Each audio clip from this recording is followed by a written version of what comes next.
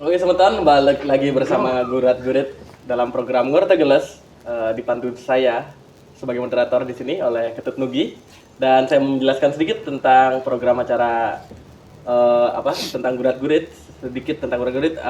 Ini adalah tahun kedua yang diselenggarakan oleh Gurat Institute sebagai penyelenggara, dan mungkin sesi tahun ini akan lebih sederhana dari tahun sebelumnya karena sebagai penanda di umur yang ke-9 ini, dan juga akhirnya Gurat memberi kesadaran lebih tentang program Ngortegeles dengan nuansa yang lebih cair, karena ini akan ditayangkan di karena ditonton gitu. Jangan itu dong. Sorry, cut. Bukan syuting. Aku lihat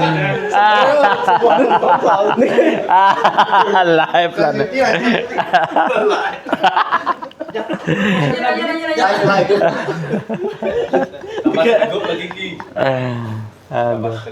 Oke. Ini kayak stripping terus saya. Ini nggak malah duduk ada. Oke. Oke. Tunggu sebentar, aku baca dikit. Tarik nafas. Ulang dari awal. Tarik pegang nih. Oke, kan bisa di-cut ya. Ayo memaknai angka 9 dalam hitungan tahun yang berdiri sejak 2014 tentu adalah angka yang spesial. Hitungan 9 adalah hitungan genap dari sebuah mandala, kosmologi semesta dengan satu poros kuat yang dikelilingi 8 arah mata angin. Posisi sentral sebuah poros adalah bentuk pondasi yang menyumbangkan 8 titik yang saling berhubungan menjadi simbol infinity dengan gerak dinamis dan menyambung menjadi satu rangkaian spasial. Hal ini yang dimaknai komunitas Gurat Institute yang kini berevolusi menjadi komunitas budaya Gurat Indonesia sebagai bentuk gelaran melingkar yang saling terkoneksi antar jaringan baik personal maupun komunal.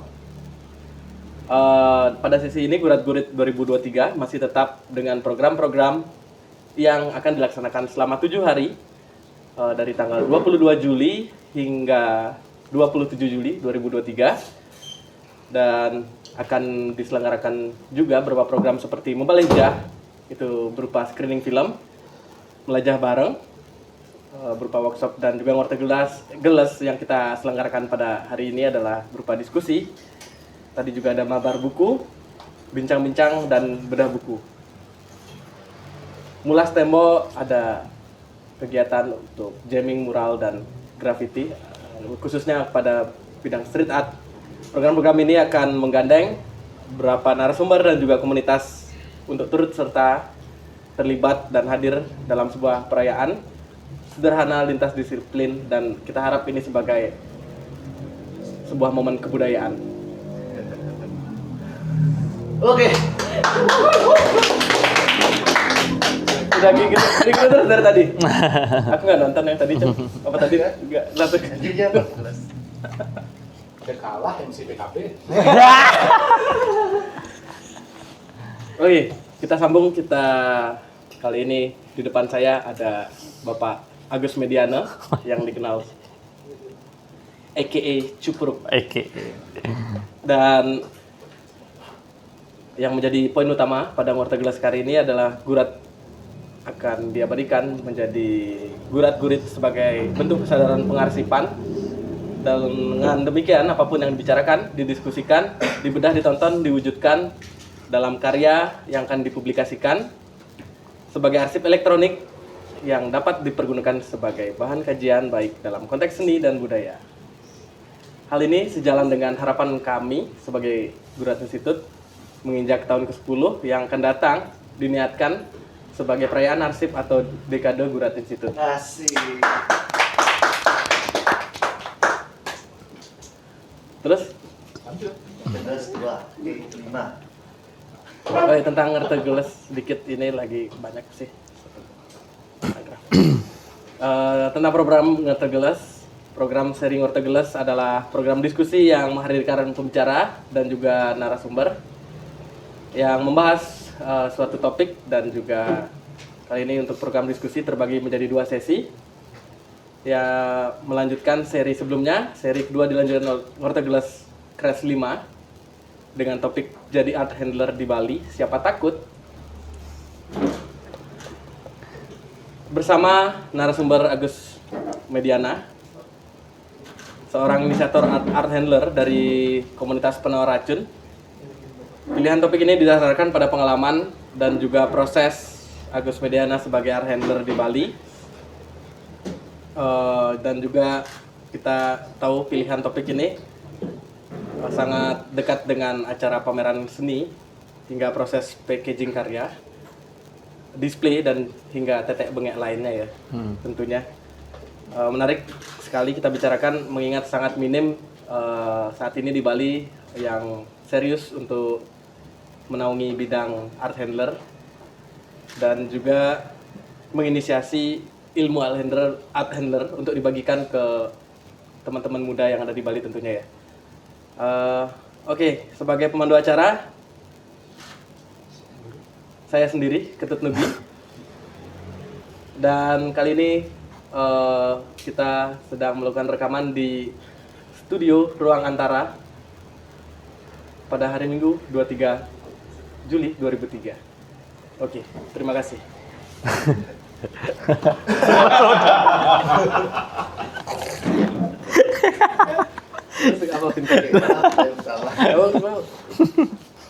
Oke, sebagai seorang penanya dan juga moderator di sini, alangkah baiknya saya ingin bertanya tentang apa keilmuan art handler itu sendiri dari narasumber yang sudah hadir di depan kita. Dipersilakan Bapak Agus. Bapak Agus, panggil Cupruk ya. Apa nih pertanyaannya, Pak? Bisa dijelasin sedikit untuk mengantarkan teman-teman mengetahui apa itu art handler. Kadang-kadang kan orang-orang di Bali tentunya belum mengenal lebih jauh art handler itu apa. Bisa dijelasin sedikit? Oh, oke. Kalau dari ilmu apa namanya, bolehlah dibilang art handler itu salah satu support system dari apa ya, kesenian. Jadi art handler itu dia lebih berfokus pada ranah-ranah di bawah manajemen sebenarnya, pendisplayan, kemudian packing, nanti lebih jauhnya adalah pengiriman, yang dimana dia butuh pengetahuan juga bagaimana material bahan karya seni, dan juga sifat-sifat material tersebut, hingga nanti berujung pada bagaimana cara penanganan si karya seni itu gitu. Ya, secara umum itu sih untuk art handler. Nanti kalau lebih luasnya lagi ada banyak gitu. Oke, kita kenal Pak Cupruk. Pak Cupruk selama ini adalah seorang seniman dan juga menginisiasi program-program art handling di Bali ya terutama. Jadi bisa dijelasin sedikit gimana awal mula Pak Cupruk yang dikenal sebagai art handler ini memulai itu di dalam sebuah proses kesenian. Jadi untuk awalnya ada sebuah kesadaran sih sebenarnya melihat fenomena kesenian di Bali, sebenarnya di Indonesia, yang mulai diinisiasi bahwa format pameran itu sudah mulai penataan pameran itu sudah mulai dekat dengan penataan museum. Nah itu sih yang aku lihat ya, artinya sehingga membutuhkan akurasi atau keakuratan display gitu. Nah melihat perkembangan yang sebelumnya, kalau boleh dibilang sebuah lukisan gitu di hanging atau digantung menggunakan tali yang bening yang seakan-akan tidak terlihat, sudah mulai kemudian menggunakan paku atau skrup untuk menggantung karya itu. Jadi dia memang berdiri pada dinding. Tidak ada material lain lagi di samping lukisan atau karya itu. Nah, jadi hal-hal tersebut tentu membutuhkan teknis display, pengetahuan atas bagaimana karya itu diperlakukan, kemudian bagaimana dinding itu, ya, seperti itu. Nah, dari sana muncullah melihat situasi di Bali yang sudah terhubung lah pastinya tentunya dengan situasi regional maupun internasional. Jadi saya pikir untuk teman-teman seniman yang memang serius untuk dunia berkeseniannya, saya pikir sangat membutuhkan tenaga-tenaga yang memang membidangi di bidang-bidang pameran tersebut gitu.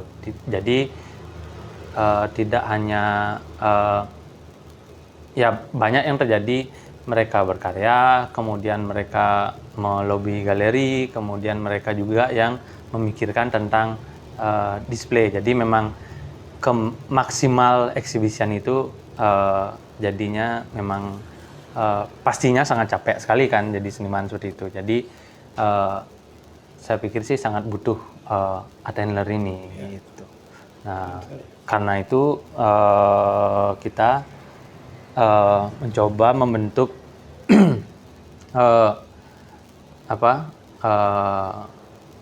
ya mungkin dibilang semacam perkumpulan yang memang membahas atau menggali tentang ilmu-ilmu attailer tersebut. Mulai sejak kapan Pak Cupruk ini concern di bidang art handler? Kalau fokusnya untuk ke exhibition itu lebih di 2020.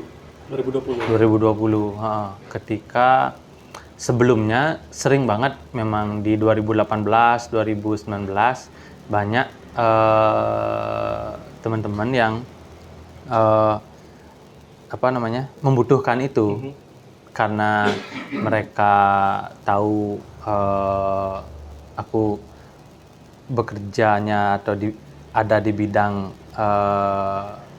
pertukangan atau konstruksi seperti itu. Mereka mempercayai itu dan juga aku ada di dunia seni itu kan. Jadi sedikit tidaknya lebih paham lah daripada yang membuat konstruksi tapi tidak ada di ruang seni. Jadi beberapa kali sering ditodong untuk mendisplay karya di villa-villa sebenarnya gitu. Dan itu dari kebanyakan dari galeri Singapura gitu. Karena ya mungkin kebiasaan dari galeri luar tuh dia dia butuh attailer untuk menggantung atau menghanging karyanya di tempat yang beli. Nah, kebanyakan di Bali di villa-villa itu. Iya. Ya, apa yang dibutuhkan, kemudian bagaimana perlakuan terhadap karya itu. Beberapa kali sempat awal-awal itu 2017-18an gitulah, sampai 2020 baru kita mulai menggali lagi di attailer itu. Akhirnya Pak Cupruk, saya manggilnya Pak Cupruk aja ya, memutuskan untuk membuat sebuah komunitas itu ya. Bisa dijelasin dikit nggak komunitas itu kan gimana awal terbentuknya juga? Sebenarnya sangat natural banget, artinya ya melihat situasi perkesenian di Bali kan tentunya emang sudah sangat dekat banget dengan komunal, kumpul, kolektif, kemudian sering ngobrol, karena di dunia seni rupa juga kadang-kadang kan orangnya tidak hanya kalau spesifik lukisan, tidak hanya lukisan, tapi ada instalasi dan segala macam. Ya, teman-teman yang lumayan tertarik dengan dunia-dunia boleh dibilang teknis di luar lukisan itu, misalkan instalasi atau apa seperti itu yang sering kita ajak ngobrol, dan juga kadang juga kita akhirnya awalnya diminta untuk bantuin atau untuk membantu persiapan pameran seperti itu. Nah, di awal karena memang ada latar belakang bengkel, bisa dibilang bengkel ya. Workshop, oke, kerennya workshop.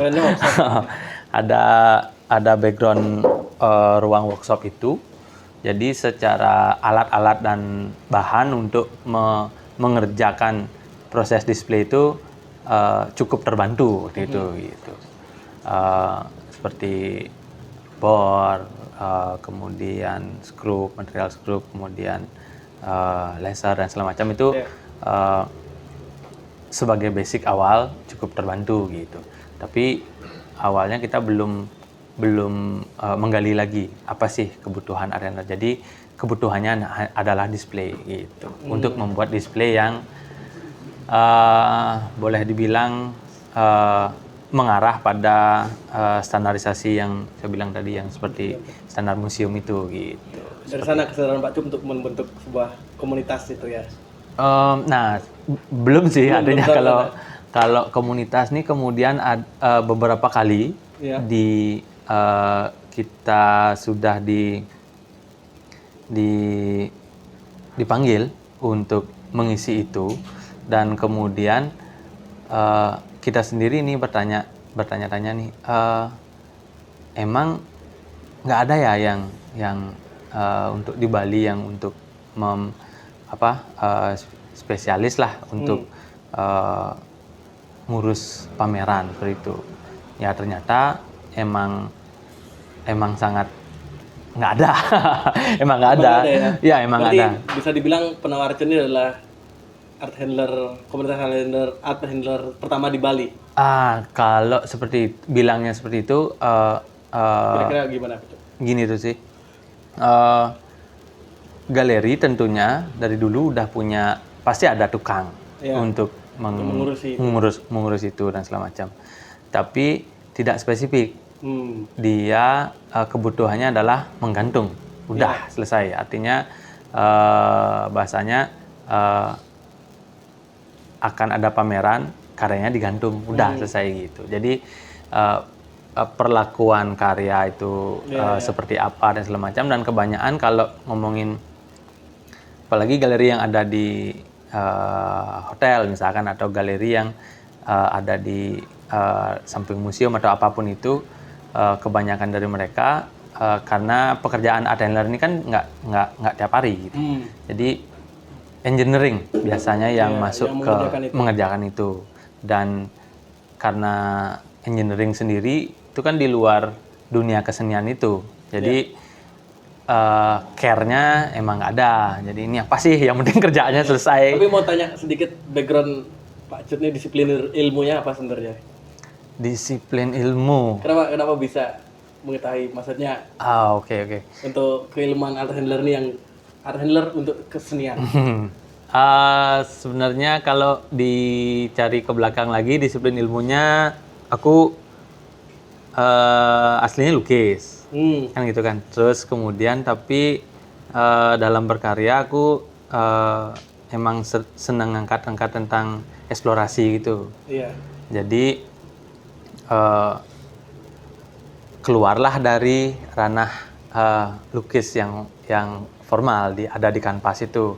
Butuh sepertinya artistiknya ada di besi, ada di las dan segala macam, dan eksplorasi tersebut yang akhirnya membawa aku untuk aku harus tahu teknik-tekniknya itu gitu. Jadi itu yang secara tidak langsung membawa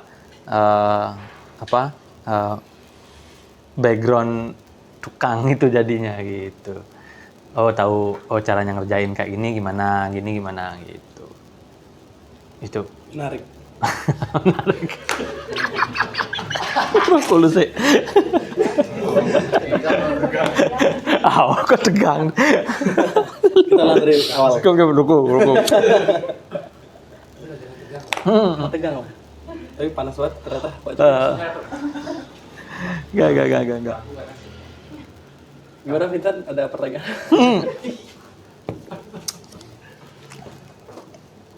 Gitu. Gitu. Jadi berarti penting juga untuk mengetahui dari aspek seni itu harus belajar seni dulu nggak sih Pak Jok untuk menjadi art handler, atau mungkin ilmu itu bisa siapa saja untuk mengetahuinya? Nah itu kalau kan kita anggaplah kita dari 2020 kesadarnya sampai sekarang 2023 nih, aku pikir sih itu tuh fashion. Jadi Fashion. karena berhubungan dengan alat kan. Ya. Dan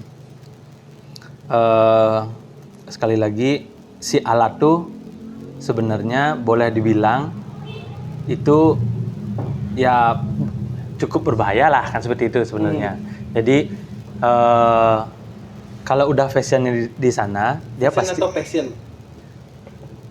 Passion ya. Passion itu. ya. Apalah itu ya. Jadi dia melihat alat, ada ketertarikan. Nah itu ada ketertarikan untuk menggunakan alat dan segala macam. Itu sih mungkin yang jadi basic ya. Ya. Ya, jadi selain dari capaian-capaian yang dia bayangkan di belakang itu ada teknis penggunaan alat itu. Gitu. Ya. Ya. Jadi kira-kira yang penting itu tahu seni dulu atau tahu cara bagaimana menggunakan alat? Tahu seni dulu. Tahu seni dulu. Iya, tahu seni dulu. Kalau menggunakan alat dia nanti jadi tukang beneran. Jadi tukang beneran. Cari harian lah jadi. Gitu. Oke. Baiklah. Ayo. Ada pertanyaan? Lebih baik banyak sambil ini ya. Oh, sambil muter. Sambil mutar. Ya. Bagaimana direkturnya, Vincent? Teman-teman kira pertanyaan. Satu pertanyaan saya. Oke, mungkin di sini bakal ada pertanyaan dari teman-teman yang hadir pada sore hari ini. Mungkin bisa dibantu dari sebelah sana, ada Bapak Nyaman Irawan. Satu hal yang saya mau pertanyakan dulu. Yang ini Pak, namanya penawar racun gitu. Penting dulu. Iya. Karena ada tafsir yang bisa kita pakai dengan penawar racun. Apakah si Pak Duklu ini beranggapan bahwa seni rupa Bali dalam besi keracunan? Aduh. Jadi dalam hal menghandling ya seni-seni yang dari dulu ada di event-event di Bali itu. Karena yang saya lihat itu selain di Bali ya, kan handlingnya itu dari Pemat ya. Tapi yang lain-lain kan mendengar bahwa sebuah event itu memakai jasa Attender. Kalau di kan ada namanya penawar racun dulu. Penawar racun itu saya bisa katakan benar juga nih, karena bagaimana menyembuhkan kondisi Bali dalam besi keracunan. Jadi sembuh itu. Oke. Kan Bali harus sadar bahwa Bali harus punya attender yang bisa diandalkan. Karena kita lihat art center, museum-museum di Ubud itu tidak pernah itu. Walaupun dia punya yang namanya tukang pasang karya ya, kadang dia kan sebenarnya pegawai kebun itu. Ya, sering kayak gitu kejadiannya. Yang penting nggak keluar uang untuk biasa display itu. Dia pakai aja bahasa punya ini dia katakan itu. Dan sekian pengalaman saya tuh nggak pernah ada kemajuan sih gitu. Apalagi sekarang tuh di Bangunan Garupa itu saya yakin itu akan ininya. Saya bersyukur karena ada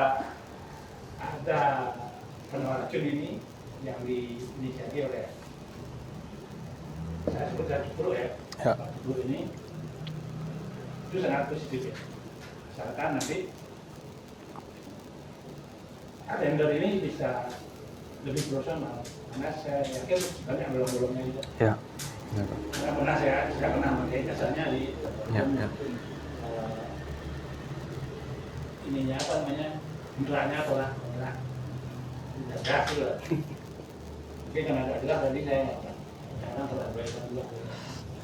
Mudah-mudahan ke depan itu lebih benar karena hal-hal yang bersangkutan dengan yang dokumennya dia bukan sekedar tukang, dia tukang yang sangat peka, punya kepekaan khusus bagaimana menangani takut. Ini belum sampai pada bagaimana menangani karya-karya seniman top dunia namanya dulu kan. Ya.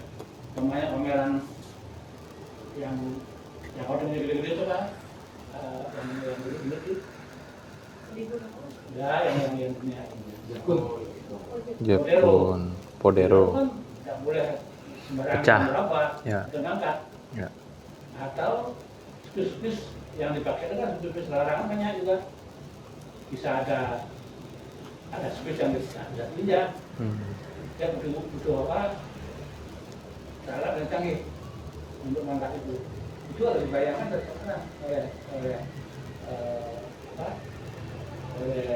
penawar racun dulu. Karena penawar racun pun secara benar belum juga melakukan hal-hal yang sangat apa namanya kelihatan remeh-temeh. Yaitu sarung tangan itu penting. Karena menyentuh karya itu jangan ini kan karya-karya baru, karya-karya nggak laku, nggak bukan karya apa pun harus diperlakukan secara profesional. Makanya sarung tangan penting. Maka bisa mendeteksi suhu ruangan. Kami klaim daerah ada Indonesia, tropis gimana, di luar gimana. Saya yakin itu banyak ilmu yang masih dicari. Saya yakin Siput mau belajar itu. Dan pertukaran juga tidak sekedar memaku suatu benda untuk menjadi sebuah kotak, kemampuan tumbuhannya berapa, persisinya bagaimana, kalau diinjak kekuatan di mana itu perlu ditekankan. Itu yang saya mau sampaikan. Pertama sekarang jawab dulu penawaran itu seperti itu. Mudah-mudahan ini kedepannya justru ini bisa betul-betul konsisten dalam bidangnya dia. Karena banyak hal yang biasanya anak-anak silva itu biasanya kadang-kadang dilihatnya ganda tuh bingung sendiri itu. Akhirnya dari hal yang dua kesalahan lah lebih menguntungkan. Karena lainnya itu gambaran secara ininya banyak sekali. Makanya kalau perlu dibeli ini dengan teman-teman dulu harus punya komitmen.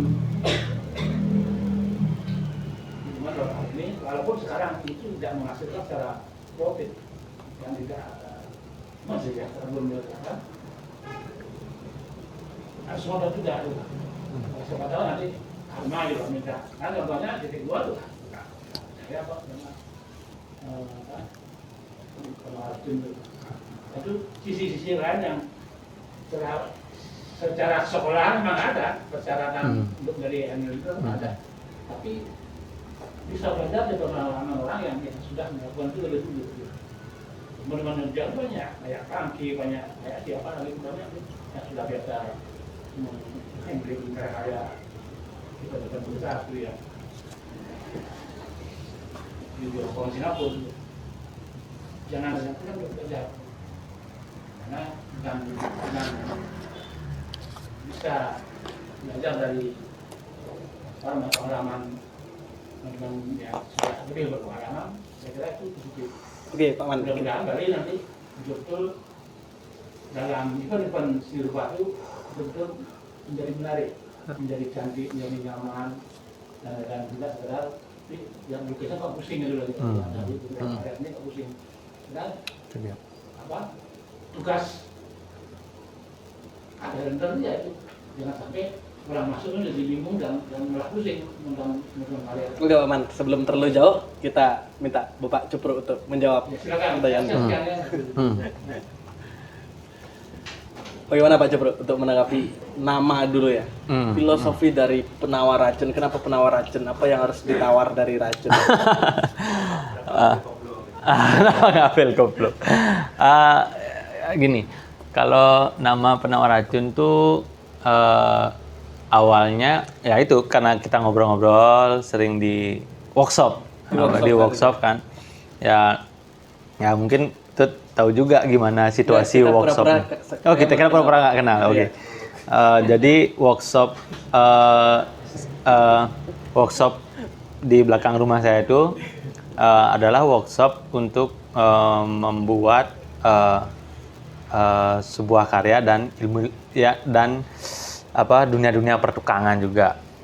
Jadi situasinya antara benda fungsional dan art itu sangat kecampur sekali. Ya kadang-kadang ya karena saya juga suka eksplorasi dan segala macam, kadang-kadang bengong di sana merenung sendiri kayak gitu kan. Bahasa racun itu sebenarnya dekat banget dengan situasi suasana itu sebenarnya gitu. Kemudian ketika ada gagasan lah mungkin ya, yuk kita bikin aja attendler nanti untuk teman-teman seniman yang di Bali kebanyakan biar tidak kebingungan. Artinya walaupun yang bikin event di Bali pun tidak kebingungan gitu. Dan saya Jadi berpikir racunnya di mananya nih? nama racun tuh udah dekat tuh gitu. Terus kemudian muncullah suatu karena nih namanya apa gitu kan. Masa racun sih gitu. Kasih penawar lah gitu. Oke. Kasih penawar lah gitu. Ya. Bukan tambah waras ya. Ya, dan sebenarnya itu dari segi seperti yang Pak Mang tanyakan, apakah ada nilai filosofi dan segala macamnya, sebenarnya natural aja sih. Artinya kita penawar racun asik nih gitu. Asik nih penawar racun. Tapi tadi ada pertanyaan juga menarik dari Pak itu bagaimana tentang profesionalitas penawar racun gitu di Bali. Oke. Secara teknis, secara Ya. ilmuwan dia diterapkan di dalam konteks ruang kesenian itu. Kita masuk ke hal itu ya. Jadi dari ini jadinya bercerita dikit sih. Nah, jadi dari awal 2020 itu, awal-awal kita membentuk itu, kita masih ya boleh dibilang kita masih menggunakan alat-alat atau tools yang ada di workshop untuk melakukan attendler. Jadi kita memang sangat terbatas sekali waktu itu. 2020 sampai 2021 akhir masih seperti itu. Kenapa? Karena memang ya terus terang di awal-awal profit ini emang nggak jelas banget gitu. Nggak jelas karena apa? Karena kita butuh, tapi seni rupa itu butuh attendler. Tapi manajemen tidak membudgeting untuk attendler gitu. Jadi ya masih istilahnya bantu-bantu lah gitu. Nah, sehingga beberapa event kita juga sangat sering bongkar pasang personal gitu. Artinya bukan bongkar pasang sih sebenarnya, teman-teman yang datang, ayo kita ikut terus dan tentunya bersama Gurat juga di sini tentunya ada juga kesadaran ayo itu tuh penting gitu kan. Kita bikin ada nggak teman-teman yang tertarik di wilayah itu ya, kita coba masukkan hal itu dengan ngomongin dengan situasi yang profit, di mana profit itu sangat-sangat kecil ya, bantu-bantulah gitu istilahnya. Nah terus kemudian mulai 2020-an 2022 21 akhir masih seperti itu. 2022 mulai nih kita coba yuk pisahin nih manajemen attendler. Mulai ada beberapa galeri yang istilahnya merasa penting, butuh beberapa pameran di Bali merasa butuh dengan hal itu. Karena apa? Berhubungan dengan profesionalitas dan segala macam. Nah, di sana kita lebih ngegali lagi, mendalami lagi apa sih sebenarnya yang dibutuhkan. Sampai menariknya, kenapa sih harus pakai sarung tangan? Nah, posisi karya seni ini kan ya boleh dibilang dia sebagai benda koleksi dan arsip yang diharapkan oleh kolektornya itu umurnya panjang.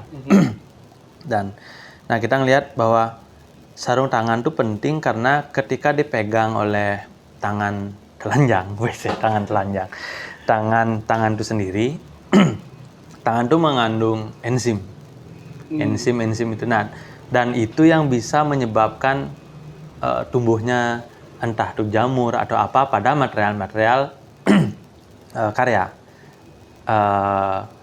Kita nggak tahu nih apakah karya itu akan dirawat terus oleh seniman ataupun kolektor ataupun galeri. Jadi kita sangat meminimalisir kemungkinan yang bisa terjadi pada karya itu, karena situasi karya itu akan menjadi karya yang penting seperti itu untuk si kolektor ataupun nantinya akan menjadi sejarah seni rupa gitu kan. Nah dari sana kita melihat bahwa itu penting, dan 2022 Februari kalau nggak salah itu ya, kita mulai bahwa ini penting. Nah kita mulai menggali lah apa sih hal-hal yang penting, kemudian ya untuk sampai sekarang kita udah gunakan itu sebagai SOP. Dan kita juga kita juga tahu bahwa ada bukan higienis sih, tapi masalah bersih atau kotornya. Kalau sarung tangan yang kita pakai adalah sarung tangan yang kita pakai kemudian kita taruh lagi tidak dicuci dan segala macam, itu kan agak bisa dia yang berjamuran sarung tangannya. Akhirnya emang ya mau nggak mau harus sarung tangan sekali pakai gitu, sekali pakai.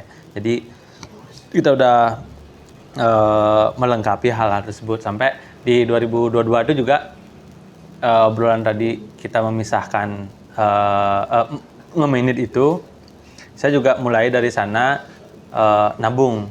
Artinya apa-apa aja nih yang tools apa saja yang dibutuhkan oleh attender dari kebutuhan di Bali dulu. Nah, ya lumayan lumayan serius waktu itu. Wah kita butuh dana sekian nih gitu. Kita belum ada terkumpul dana sekian, tapi tulis itu udah harus mulai ada. Nah, minjem duit nih gitu untuk adakan tool itu dulu. Apa aja kira-kira itu macam tools yang mungkin krusial digunakan untuk handling art itu? Atau mungkin tools nggak baru? bisa Kompleks gitu ya? Karena kompleks banget, dan itu tergantung ruangnya lagi gitu. Tergantung ruangnya lagi. Jadi tool yang kurang lebih yang kita gunakan kalau pakai bor dan segala macam ya tidak menggunakan kabel, karena kalau untuk jaga-jaga jangan sampai si kabel itu jadi penghalang, terus lagi bawa karya jatuh, kesampluk atau Iya. apa kayak gitu. Jadi sangat mengurangi hal-hal yang bersifat menghalangi itu gitu. Nah, kemudian ya untuk laser sendiri ya sangat membantu sekali untuk pendisplayan yang membuat rata tengah, atas ataupun beberapa panel yang posisinya sama. Ya itu sih, artinya hal-hal yang dibutuhkan Akhirnya- kompleks banget sih, sangat-sangat banyak. Nah, setelah itu Pak Cepruk mengupayakan penganggaran itu untuk membeli alat-alat yang Ya. proper untuk digunakan. Ya, artinya itu saya lihat sih sepertinya itu bisa untuk 5 tahun ke depan sih. Gitu. Karena tetap kita bicara tools pasti ada umurnya kan. Gitu. Iya. Alat elektronik. Ya, alat elektronik pasti ada segala macam dan kita udah mulai untuk seperti apa yang dibilang Pak Mang. Waktu itu memang situasinya kita masih sangat urgent.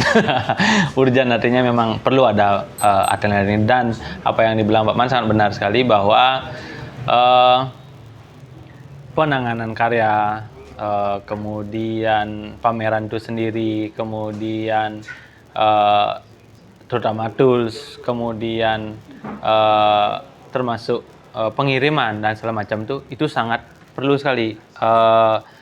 Itu bolong-bolong yang harus kita tambal. Karena apa? Karena ternyata di Bali ini berkeseniannya udah dalam tahap internasional kalau mau boleh dibilang ya. Ya. Kita banyak banget beberapa kali di beberapa tempat kita masuk ke dalam seniman-seniman yang ada di wilayah-wilayah internasional itu gitu. Nah, walaupun istilahnya mereka tahu juga situasi di Bali ini masih sulit tentang hal itu, ya tapi mereka oke gitu sih. Dan saya pikir sih kalau misalkan ke depannya wilayah attendler sangat perlu difokuskan lagi. Artinya di mana nih, siapa nih, terutama masalah fake display dan juga packing itu gitu. Dan ya bilang aja lah, kan kebutuhan seni untuk pariwisata sangat berbeda dengan kebutuhan seni yang untuk arsip itu. Ya. Artinya memang karya seni yang dibuat untuk oleh-oleh sangat kebutuhannya penanganannya berbeda dengan karya seni yang memang akan dikoleksi sebagai arsip gitu. Ya. Nah di sana sih yang menjadi akhirnya kita menyadari bahwa wah kita butuh menggali lagi. Kedepannya kita butuh lagi nih termasuk pengiriman dan segala macam itu. Gitu. Ilmu-ilmu itu wah di Bali ini sangat butuh sekali itu. Berarti nggak hanya karya itu datang terdisplay Ya. dan pulang, tapi juga ada proses Ya, berikutnya ya, betul. dari art handler itu Ya, nggak ya, sesimpel itu ternyata. ya, nggak sesimpel itu gitu. Wah, cukup panjang. Tapi Cukup mau panjang. nanya, tadi dari aspek displaynya itu tentang ilmu art handler ini seperti apa kira-kira? Saya sudah tambahin ya. Oke. Ya. Display ya. Ya. Karena saya pernah ngalami ya. Dan saya tahu persis ya, di Mas Bali kebanyakan ukuran pantramnya dulu. Nggak ada yang benar dulu. Saya ada kalau beli itu. Saya kalau ada dana saya lebih baik dan di Jogja. Ya, benar. Kalau kayaknya mendesak ya bikin di Bali. Ya, Di ya. Bali itu kan panahnya nggak ada. Kadang-kadang tidak sudutnya nggak benar. Ya. Nggak cukup. Kalau di Kemiringan. jadi peot tuh. Ya. Kadang yang itu dipamerin tuh. Ya. Terus raguannya apa? Karena ada pengalaman kemarin waktu di sini dua karyanya siapa tuh yang di depan itu itu kan Ya, melengkung. untuk tuh. Narik. Saya tanya anak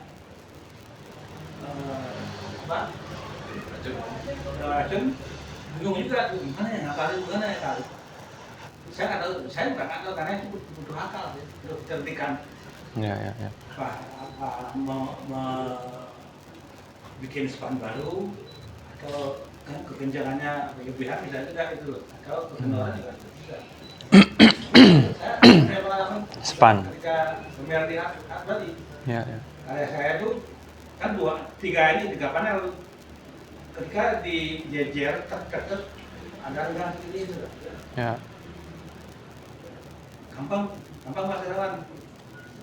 Saya nggak mau, karena saya tahu mereka berdua, saya tinggal, saya lihat dari persis itu, kan nggak bengkoknya. Ya. Saya nggak tahu, saya nggak ibaratnya diapain itu. Ya, Ini ya. penting. Hmm. Nah, hal ini penting untuk seorang handler tahu. Dia istilahnya satu, dia harus jadi gaper udah lah. Nah, Ya, jadi ya. gaper ya. Tahu. Ya itu, dia harus punya akal, punya apa ada di sekitarnya bisa dimanfaatkan untuk sebuah display yang benar. Hmm. Belum karya 3 dimensi. Apakah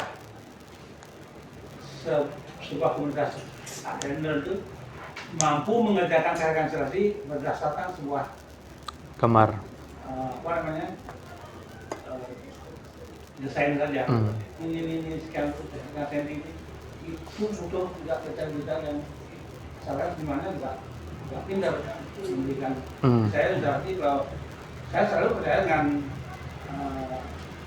anak buah saya karena saya ada pengalaman dengan saya. Dia tahu itu. Ya.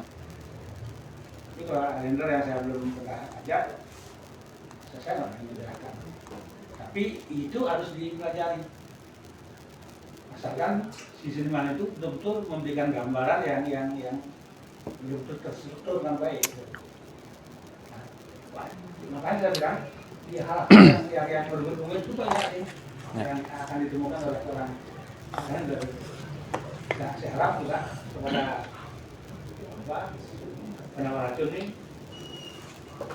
detail-detail itu harus ditelusuri juga karena banyak kemungkinan ada karya-karya objek yang miring misalkan memang karyanya begini gimana ngakalin biar ada ganjalannya itu gimana biar ada jatuh itu banyak itulah yang pentingnya udah sebenarnya pengalaman sih Ya, ya, ya. udah pengalaman ketemu Ya. gitu bagi saya. Hmm. Saya tetap sebagai seorang seniman tua ya tetap mensupport Jiwa muda. Jiwa muda. Ya. Bagaimana? Mau ditanggapi? Ya, ya. Benar. Wilayah-wilayah itu belakangan ini kita telusuri. Jadi permasalahannya banyak yang terjadi pada dinding sebenarnya. Satu pada dinding, terus satu pada spanram itu yang seperti yang dibilang oleh Pak Man. Jadi ya memang kalau misalkan sebuah ruang yang memang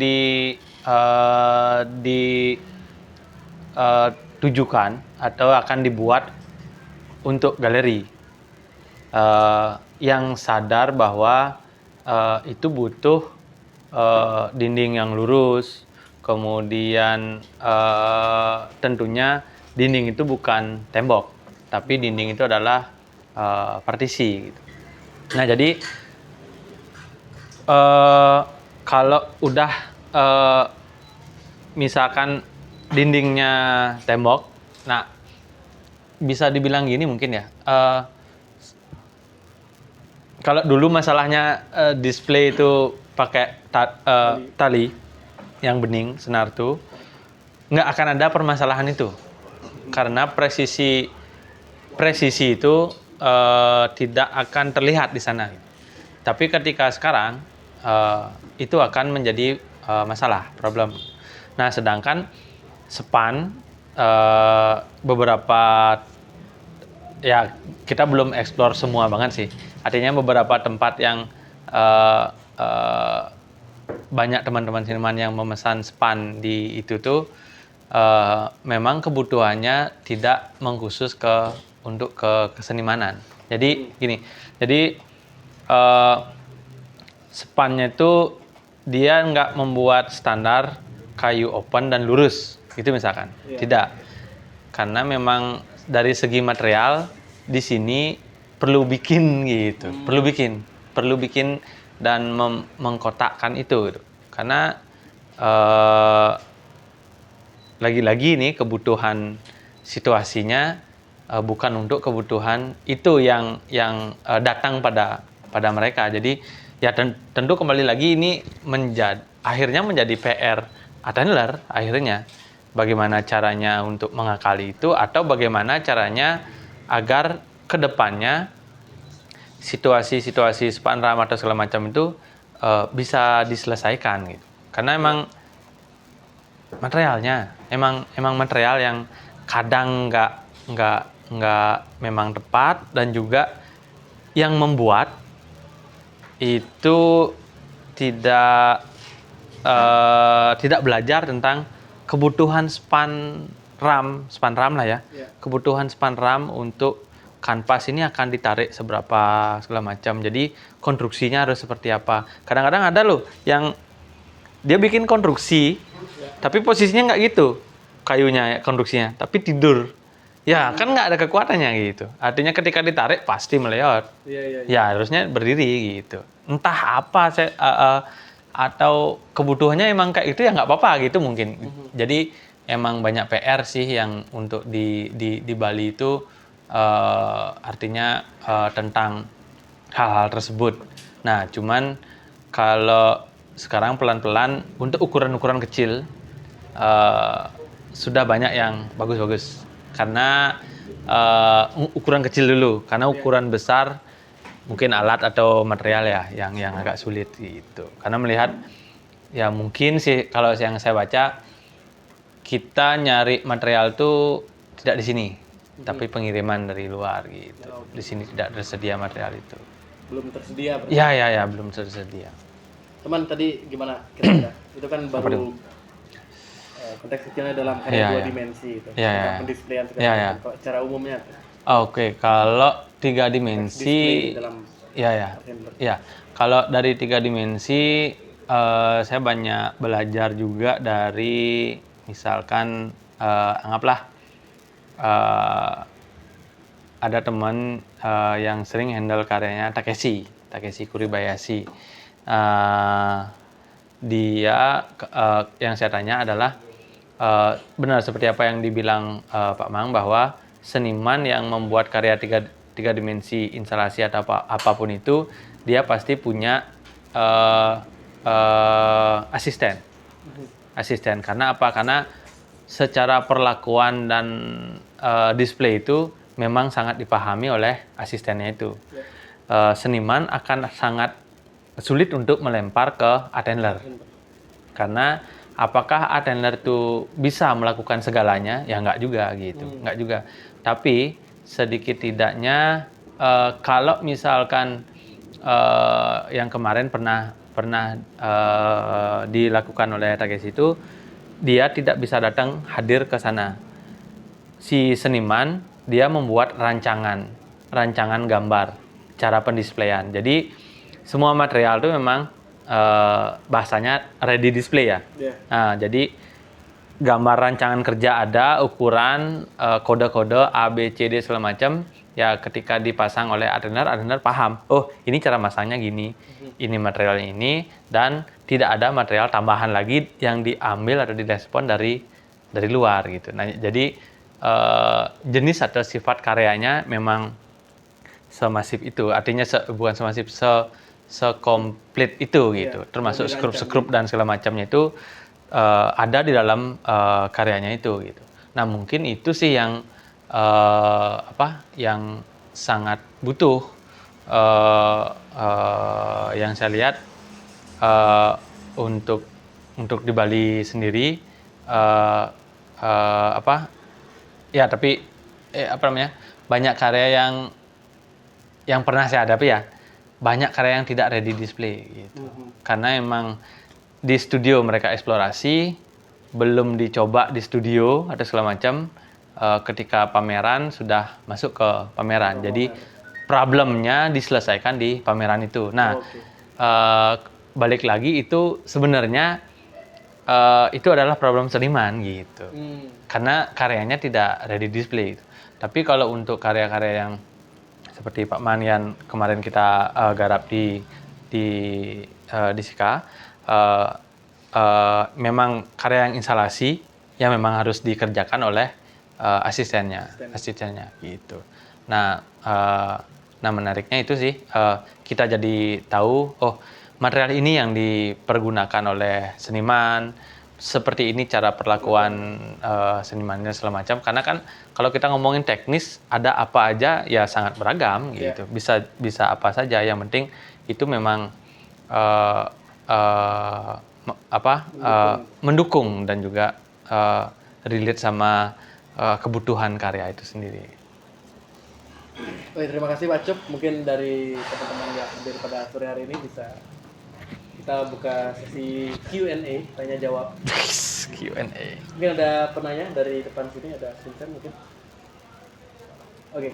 Pameran, kalau kita bicara pameran yang mana yang paling struggle, mungkin challenging itu hampir hampir semua ya. Artinya bukan hampir semua, maksudnya bisa dibilang sangat banyak sekali permasalahan-permasalahan yang berbeda-beda dalam setiap pameran itu. Ada yang karyanya yang tidak ready display, ada yang ruangnya tidak boleh di utak-utik, ada yang memang manajemennya yang kurang siap, ada yang memang senimannya. Nah, banyak sekali memang situasi itu yang bisa dibilang sih sangat memberikan pengalaman-pengalaman baru. Oh, ternyata kita butuh ya boleh dibilang umumnya selotip ya. Selotip atau double tip yang kita butuh double tip yang bisa menahan 30 kilo, 50 kilo, sampai mungkin yang lebih berat lagi gitu. Dan hal itu ada gitu, alat-alat itu ada. Tapi kembali lagi, apakah senimannya oke diperlakukan karyanya seperti itu? Karena bakal ada risiko juga di karya tersebut. Nah, seperti ada misalkan seniman yang karyanya secara secara material cukup riskan. Boleh dibilang kena air pun luntur tuh karya tuh gitu. Apalagi ditambah selotip atau apa gitu. Nah, tapi seniman tidak memprotek karyanya, tidak diisi akrilik atau kaca lah di depannya itu. Kemudian kita menghandle karya yang seperti itu. Nah, kan dan si seniman juga tidak terlalu memberikan kepercayaan atau kebebasan ke attailer. Bagusnya gimana? Dia percaya bahwa material yang digunakan itu memang pas, memang cocok untuk karyanya. Nah, itu kan sulit. Gimana nih mau handle-nya? Kalau dikasih selotip segala macam, nanti pasti bekas, pasti ada bekasnya. Dan kita juga tidak mau untuk mengambil resiko kalau tidak dapat izin dari senimannya, ya riskan juga. Apalagi misalkan si penyelenggara juga tidak juga tidak dapat memberikan keputusan. Nah, di sanalah yang selalu challenge. Ini gimana nih? Kita harus ngobrol sama manajemen, kita harus ngobrol sama senimannya, ya termasuk sama kuratornya. Ini enaknya gimana? Nah, hal-hal itu sih yang menjadi banyak hal. Kalau senimannya udah oke, ini karya mau di display seperti ini, nanti ada trouble atau permasalahan di lapangan, ternyata di lapangan ada kasus, bisa ditambahin ring nggak, bisa ditambahin selotip nggak, atau misalkan kita nggak ready nih untuk yang selotip yang bebannya lebih dari 50 kilo. Bisa kita alternatif pakai ini nggak, tapi nanti agak ada bekas sama karya. Kalau senimannya melihat bahwa oh itu permasalahannya adalah pada span, oh, nggak apa-apa, hajar aja gitu. Nanti mungkin oh dia di studio akan mengganti span itu atau apa, kan mungkin aja terjadi hal-hal seperti itu. Jadi memang artinya seniman juga sadar bahwa material yang dia gunakan adalah material yang kurang oke juga gitu. Jadi situasinya sih komunikasinya yang memang tidak saling menjaga ideologi, tapi situasi seperti ini nih, gimana nih mecahinnya gitu. Ya bukan, ya memang benar apa yang katakan Pak Mang tadi, Attendler tuh mau nggak mau dia harus punya banyak akal nih, Megaver lah gitu. Bukan berarti akal-akalan ya? Bukan berarti akal-akalan. Tapi tidak semua kasus bisa diselesaikan dan diputuskan oleh seniman. Untuk Attendler. Kalau misalkan senimannya, oke, yang penting ini nempel, tapi ada resikonya. Ada negosiasi. Ada negosiasi. Seniman pasti oke. Attendler pasti mau untuk mengerjakan itu. Karena apa? Karena display yang bagus adalah pride bagi Attendler. Gitu. Nah itu juga. Tepuk tangan. Ya. Gitu. Siap lu, Dek. Siap. Silahkan hidangannya di.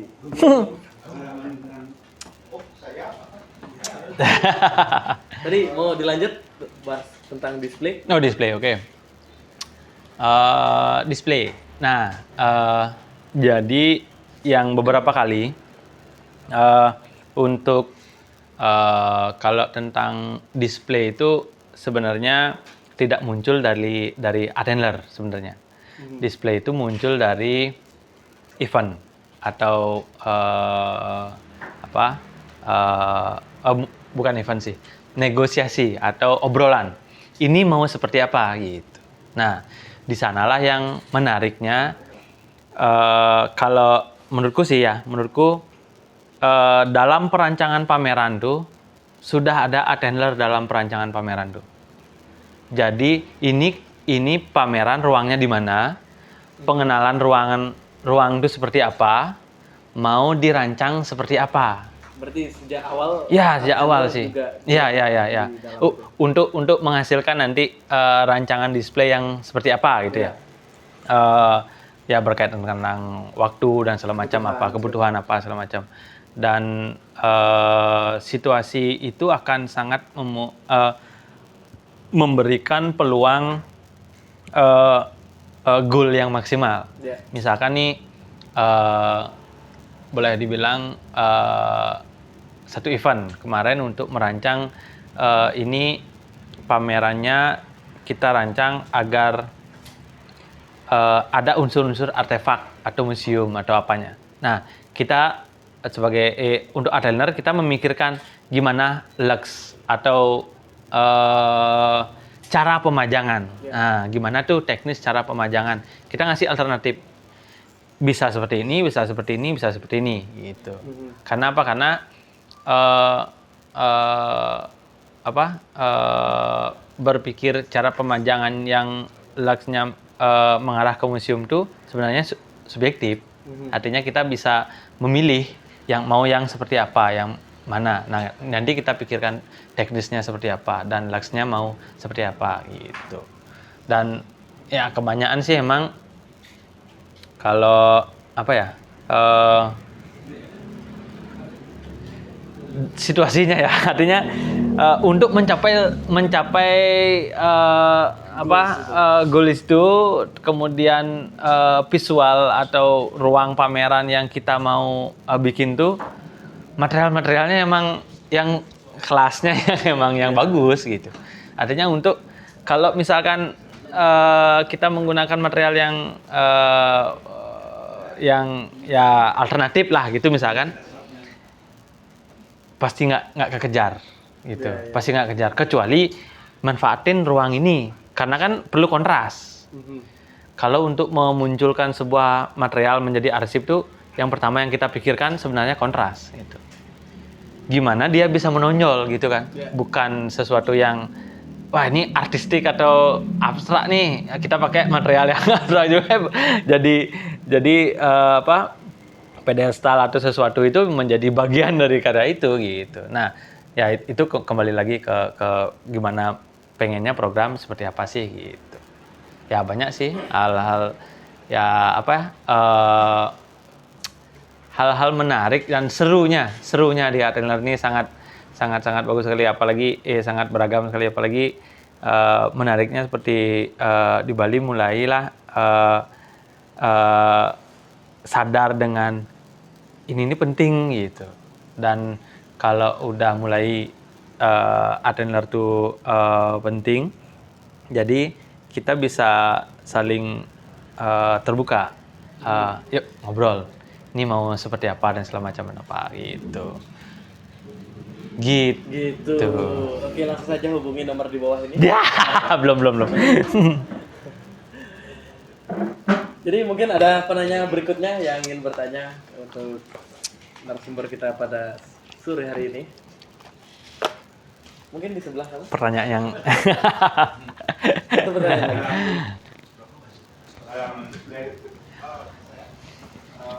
lagi. Itu ada Agung. iya. Alumni. Bukan alumni. Lebih ke sekarang kan saya udah nggak di PR lagi. Sekarang ingin tahunya sih standar profesional penawar racun itu sampai di mana sih kalau sekarang? Apakah dia mapping ke depannya harus mungkin Pak Cur sertifikasi atau apa? Ya. Mungkin Benar. Belum tahu ya? Mereka belum tahu ya? Ya. Oh iya, Itu yang Oke. saya satu. Dua. Masalah ini. Kan udah display Hmm. tulisan, majang, tempat menunjukkan karya, menempel dan segala macam. Seberapa penting kan untuk lighting? Lighting, weh ini dia. Karena kan kemarin saya party Jogja itu terang ada dia nggak mau, senimannya nggak mau. Iya. Sama ini, gitu. Kan banyak tipu-tipu ya nih, akal bulus. Iya, akal bulus. Benar. Ya. Bagaimana tuh? Itu racun benar. Mengakali, mensiasati. Oke. Oke, Nah. dua pertanyaan ya. Dua pertanyaan. Tadi tentang standarisasi dan juga apakah harus ada sertifikasi dan juga Iya, masalah benar. lighting. Oke. Oke, yang pertama tentang standarisasi dan juga sertifikasi itu. Nah, sebenarnya ketika kami mengulik lagi lebih jauh tentang Art and Learn itu, memang akhirnya Art and Learn ini adalah tenaga profesional yang dibutuhkan oleh lingkaran seni rupa yang yang sifatnya lebih internasional. Nah, di sanalah butuh ternyata emang sertifikasi itu, legalisasi dan segala macam. Kita bisa nggak bekerja di luar? Kita bisa nggak bekerja di instansi yang regulasinya cukup ketat? Nah, hal-hal tersebut yang ya mungkin Agung dia merasa alumni atau karena dia sudah sibuk, ya mungkin nanti saya juga pengen juga bicara tentang gimana SDM ya. Jadi bagaimana tuh nanti regulasi sertifikasi apa segala macam, karena kan memang semua itu butuh jaminan kan. Kalau misalkan ngomongin sebuah perusahaan atau apa, jaminan segala macam ya. Kalau bicara tentang itu, jadi hubungannya ke seberapa penting sih peran Art and Learn itu dalam acara-acara hal tersebut. Kalau dia cuman bicara tentang atau bergerak tentang Art and Learn secara bisa nggak dibilang otodidak gitu ya. Artinya dia tidak tersertifikasi atau apa. Akan sangat sulit bekerja di museum, itu pertama. Karena sertifikat Art and Learn itu harus dikeluarkan oleh ya mungkin pemerintahan sih juga, dan untuk di apa namanya untuk di ya asosiasi profesi. Kalau di isunya untuk di asosiasi profesi attailer sekarang malah lagi lagi sedang dibentuknya. Kemudian di Bali ada pelatihan tapi lebih ke engineering yang nanti dia bisa mengeluarkan sertifikat dan juga LAS itu karena banyak dibutuhkan ke pemerintahan dan segala macam. Nah mungkin attailer juga butuh hal tersebut untuk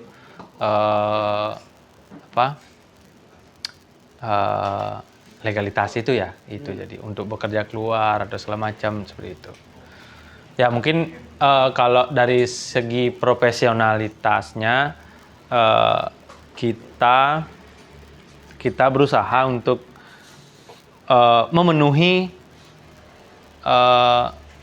hal-hal SOP atau standar-standar yang dibutuhkan oleh pameran tersebut. Sejauh mana dibutuhkan attailer ini. Di samping itu, aku nggak tahu juga ya tujuan attailer ini untuk penawar racun sebenarnya dia lebih condong ke melengkapi art support khususnya di Bali gitu. Nah mungkin karena itu juga jadi standar-standar itu sangat sulit untuk dikejar gitu. Kalau misalkan kita mau ekspos keluar, mungkin secara finansial akan bisa tuh ngejar untuk memenuhi standarnya apa A, B, C, D segala macam itu kita penuhi semuanya, tapi kita keluar gitu. Nah di Bali gimana gitu? Artinya tujuan awal kita untuk melengkapi di Bali itu belum komplit gitu, belum komplit. Jadi masih banyak banget untuk di Bali itu menjadi standarnya ini gitu. Ya mungkin 45 lah, hampir 50% sih. Dan untuk sekarang ini kita lagi kejar 60 gitu. 60% tuh. Tahun ini ya? Tahun ini 60%. Wow. Ya. Apa harus sedikit banget persen? Karena emang banyak banget. Challenge-nya berarti akhirnya Banyak banget. Challenge-nya ya kita akhirnya bahas ke itu ya, SDM ya. Challenge-nya salah satu SDM. Melihat situasi Bali yang mau kerja apa gitu misalkan ya. Ya yang pertama ya, mau kerja apa? Wah pilihan banyak banget. Terus yang menjanjikan juga banyak banget. Nah, di sana tuh butuh siapa sih yang emang benar-benar mau?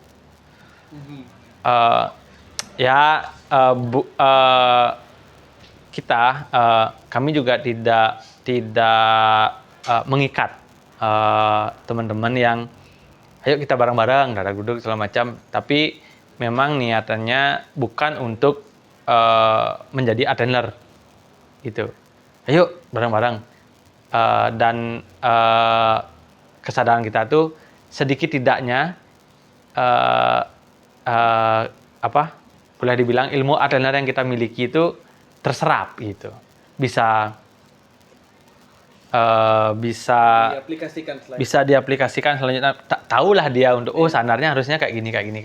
Walaupun dia tidak ada di ruang attailer itu gitu. Jadi banyak banget nih emang wah dia akan kesana, ini akan tidak bisa karena ngomongin apa yang bilang sama Pak Man tadi kesejahteraan itu wah masih jauh banget untuk ngomongin attailer. Kalau bicara tentang kesejahteraan atau cita-cita untuk mau sejahtera di attailer tuh enggak. Belum. Nantilah di angka 90% bisa tuh. Angka 90% bisa. Saya Macam sedang mengupayakan itu berarti ya saat ini. Pelan-pelan. Pelan-pelan. Karena kan Attailer for all gitu.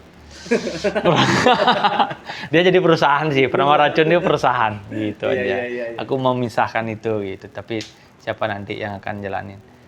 Gitu. Berarti benar Terus- juga, berarti butuh sertifikasi itu untuk Ya, itu sangat penting banget ketika si atlet ini ready untuk, ayo kita ada display seniman Bali untuk di Singapura, misalkan.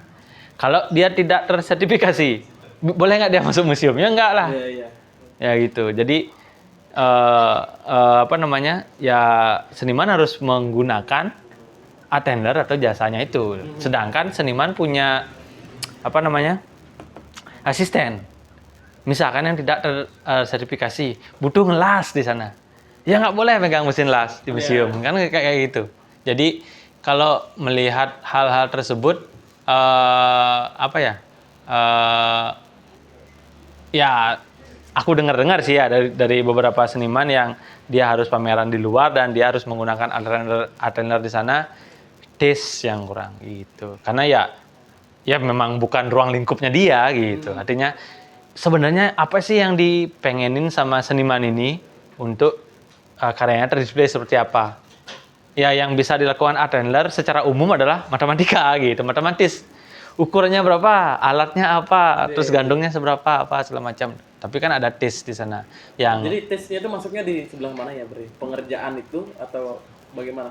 Karena kan ada lingkup Kedekatan. kurator dalam. saya pikir sih kedekatan yang di mana seniman dengan asistennya itu dia bisa komunikasi tanpa bahasa verbal maksudnya. Artinya Dia sudah nek ndek itu modelnya. Itu kan nggak ada ukurannya tuh. Kalau kalian attailer penek ndek ben kudang senti kan gitu kan. Artinya ben mungkin nih gitu. Penek ndek. Nah, jadi itu udah terjalin sama si hal tersebut. Deep banget, saya pikir sih hal-hal tersebut tuh deep banget gitu. Sedangkan di mana seniman di Bali ini yang banyak sekali penciptaan karyanya melalui hal-hal tersebut gitu, yang bukan kemudian menjadi sebuah karya yang siap display. set udah ini naik berapa senti atau apa gitu. Ya banyak hal sih, ya banyak PR pokoknya. Oke, menyambung pertanyaan berikutnya itu tentang Paso, tentang lighting. Oke. segala macam. Kembali ke lighting, bukan kembali ya. Kalau melihat kita lighting, ada hal-hal yang dipengenin oleh seniman dan juga ataupun kuratornya ataupun kebutuhan karya itu sendiri. Apa yang kita lakukan terhadap lighting? Ya, yang pernah kita lakukan yaitu waktu itu di festival lah, artisan market. Ini kita butuh lighting warna merah, tapi lampunya ada yang putih. Ya, kita melakukan siasat, mensiasati itu kan dengan material-material yang memungkinkan, yang bisa memberikan nuansa-nuansa tersebut. Namun sangat kembali lagi ke SDM lagi. Nah, SDM lagi. Sebenarnya itu sisi part yang berbeda dalam attailer itu sendiri.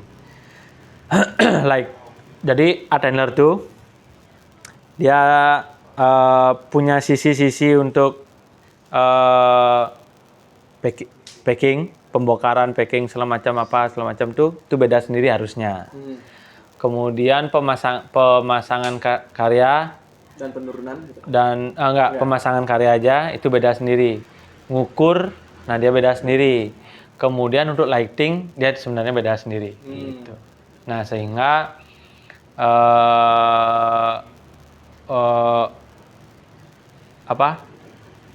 MacGyver, balik ke MacGyver lagi ya. Artinya ide-ide yang bisa dirancang sama attailer itu, satu lagi ada konstruksi. Nah, di konstruksi itu beda lagi.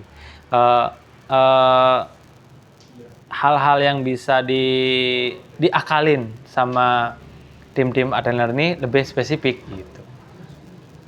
Nah, seperti itu sih kalau misalkan di lighting. Jadi Dia khusus berarti ya. Khusus bisa ada trik yang dilakukan atau bisa saja lampunya emang ready untuk hal tersebut. Misalkan yang pernah saya dengar ada di museum yang lampunya itu sebenarnya bukan ya lampu, memang lampu, tapi dia bisa perlakuannya seperti mapping. Bisa dibuat bulat, bisa dibuat kotak gitu. Jadi kebutuhan karya itu aja gitu. Nah, jadi hal-hal tersebut sangat beragam banget. Itu untuk lighting sih itu. Seperti itu. Untuk banget. Jadi ada akhirnya Banyak ya, muncul- complicated ya. Wah, rumit banget. Rumit. Muncul cabang-cabang olahraga baru ya. Nggak hanya soal mendisplay, tapi Komplit, ada iya. konstruksi dan Iya, benar. lighting, pemasangan karya. Ya. Ya. Wah, Nah, itu kompleks banget akhirnya, panjang prosesnya ternyata Pak. coba. Masih ada pertanyaan lagi? Karena kita sudah dibatasi. Oh, udah. Oke. Tapi betul ya. Oh, oke. Ini berdasarkan ceritanya Aswad. Ya. Kemarin itu Bandung di Dirna ya. Dia melihat di sana ada pemandangan karya yang seniman nggak mau karya-karya dua dimensi ini ada bayangan. Termasuk di sebenarnya Abjol itu akalnya pintar tuh sampai ketemu dengan lighting yang sama diakalin dengan penggunaan kasar kayak cantik sehingga bayangan pantulan di dinding itu tidak ada bayangan dia menjadi pelaku. Hal itu dari dulu dia harus dipelajari. Iya. Nah, saya nggak mau nih, kayak saya ada bayangannya. Kalau saya kan kena lighting berbayang. Iya. Ada shadownya dia. Ya. Istimewa itu nggak mau ada shadow, dia kayak Ya, flat. kita ada akalnya. Ya. Ya. Berhasil kan? Ya. Kalau melihat dari kebutuhan hal tersebut sih, beberapa belakangan ini saya lihat juga ada karya yang pengen memang ditampilkan untuk flat.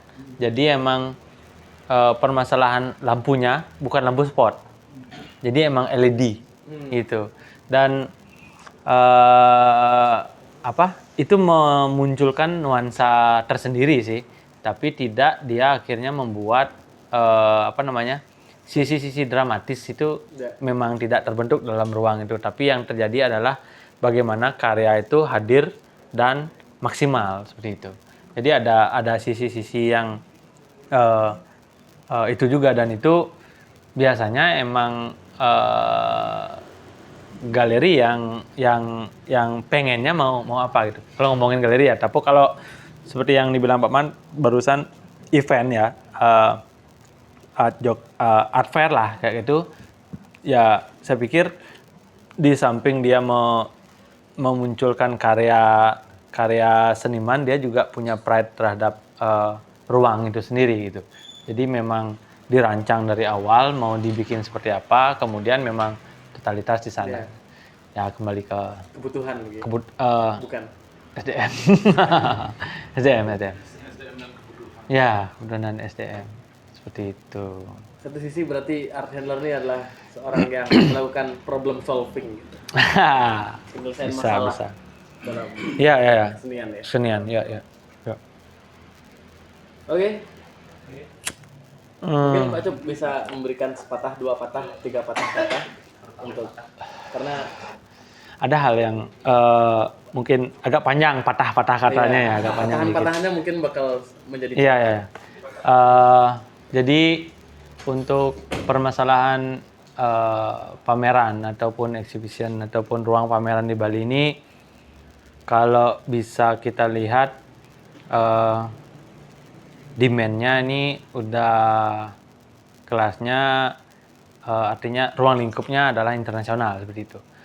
Alangkah kemudian saya lihat sih seniman-senimannya sebenarnya secara proses dia sudah melakukan proses-proses berkarya yang deep. Karena apa? Karena yang ngomongin di Bali pasti kebanyakan lah orang-orang itu emang deep gitu kan, yang bersanding dengan culture-nya sendiri. Namun memang banyak sekali permasalahan-permasalahan dalam teknis boleh kita bilang teknik attailer itu semacam display, kemudian material, kemudian hal-hal yang lain pun dalam termasuk galeri dan manajemen juga ya, termasuk itu, sehingga situasi seniman ini dalam exhibitionnya tidak bisa memaksimalkan apa sih sebenarnya yang diekspos oleh si seniman ini. Kemudian di ruang atau wadah tersebut bisa nggak memaksimalkan apa yang diinginkan oleh si seniman ini sendiri. Karena kan memang kalau dilihat sih memang ada kebutuhan ruang lingkup seni itu sendiri yang lebih, kalau saya bilang termanage. Dalam arti gini, ya kami memisahkan, bukan melakukan, artinya ketika memang si art owner itu mempunyai manajemen yang personal, artinya terpisah, manajemen itu sendiri, di step pergerakannya itu akan terlihat gitu. Jadi ketika pameran di Bali atau seni di Bali ini mau dibawa ke arah mana, ketika itu infrastrukturnya mungkin ya memang bisa dirancang dengan baik, saya yakin seni rupa di Bali ini akan menjadi bentuk kesenian yang bisa deep banget gitu. Ketika infrastruktur itu udah kebentuk, demand udah ada nih sebenarnya. Ya, kenapa saya bilang demand itu ada? Selain galeri yang memiliki koneksi personalnya, kita juga punya koneksi-koneksi yang boleh dibilang unpredictable. Dia memang suka seni, sedang liburan di Bali, sedang apalah itu. Nah, itu sebenarnya kalau memang di-manage dengan benar, itu tuh saya pikir sih kesenian di Bali ini bisa lebih profesional lagi gitu. Kalau memang mau dibentuk gitu kan. Dan itu tentunya tidak hanya kalau dari sisi senimannya, dia udah sangat berusaha sekali melakukan riset lah segala macam atau apapun itu. Tapi apakah ruang atau acara atau apapun itu mengarahnya ke support atau pendukungan itu, ya itu sepertinya masih perlu banget untuk dibicarakan. Nah, karena apa? Karena kami melihat beberapa kasus apakah penyelenggara event ini benar-benar siap dengan acaranya. Ya, itu yang kita ternyata mikirnya, oh ternyata ini untuk gimmick mungkin, atau yang penting ada acara, yang penting apa, seperti itu. Jadi memang tidak disiapkan. Bukan, kalau masalah modal atau budget, saya pikir kita pikir ada sebenarnya siap untuk itu, tapi tidak diarahkan ke sana. Mungkin diarahkan ke mau bikin ini lagi atau apa segala macam gitu. Mungkin ya. Nah, hal-hal tersebut sih. Ya, saya pikir perlu banget juga untuk melihat hal tersebut, bahwa kita udah berada di dataran yang sama nih ketika ngomongin global ya atau media internet kayak gitu kan. Saya pikir Bali harusnya bisa banget untuk Siap untuk itu. iya, tidak cuman culture tapi untuk ya Tidak memang panjang siap lagi. untuk hal itu. Kalau sudah semuanya bersinergi, artinya sadar dengan bahwa yang dibutuhkan oleh seni ini apa sih? A, B, C, D segala macam itu dan kita sama-sama untuk membentuk itu, saya pikir kita sangat-sangat bisa banget untuk bersaing. Artinya sama banget untuk di lapisan, ya sejajar dengan mereka. Sehingga yang tertarik untuk art and learn nih dari sisi masa depan atau apapun atau finansial itu juga terjamin gitu. Kalau situasinya siapa yang bisa menjamin art and learn? Ya nggak ada gitu, misalkan kita untung-untungan aja atau apa segala macam, ya siapa yang mau di ranah itu gitu kan. Kan itu jadinya situasinya seperti itu gitu. Nah, untuk closing statement ya.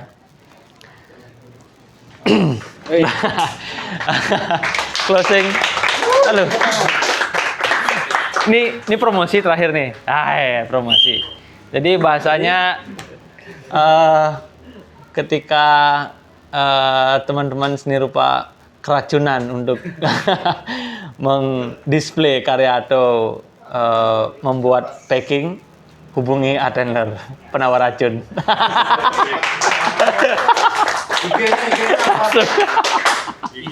Kerajaan. IG. Nanti lah tag. Iya. Oh, IG-nya namanya apa sih, Dut? Aku tahu. PR penawar racun. Ya, itu. Oke. Thank you. Kesempatannya Terima kasih Gurat-Gurit. Dan juga acara ini bakal berlanjut hingga beberapa hari ke depan. Yang akan diselenggarakan itu ada screening film Membalijah, ada workshop belajar bareng dan juga ngortegeles seperti hari ini. Terus mabar buku, bincang dan bedah buku. Dan besok ada mulas tembok. Kita akan ada program untuk jamming street art di ruang Antara Studio. Dan terima kasih untuk kalian yang sudah hadir pada malam hari ini. Dan jadi siapa takut untuk jadi art handler di Bali?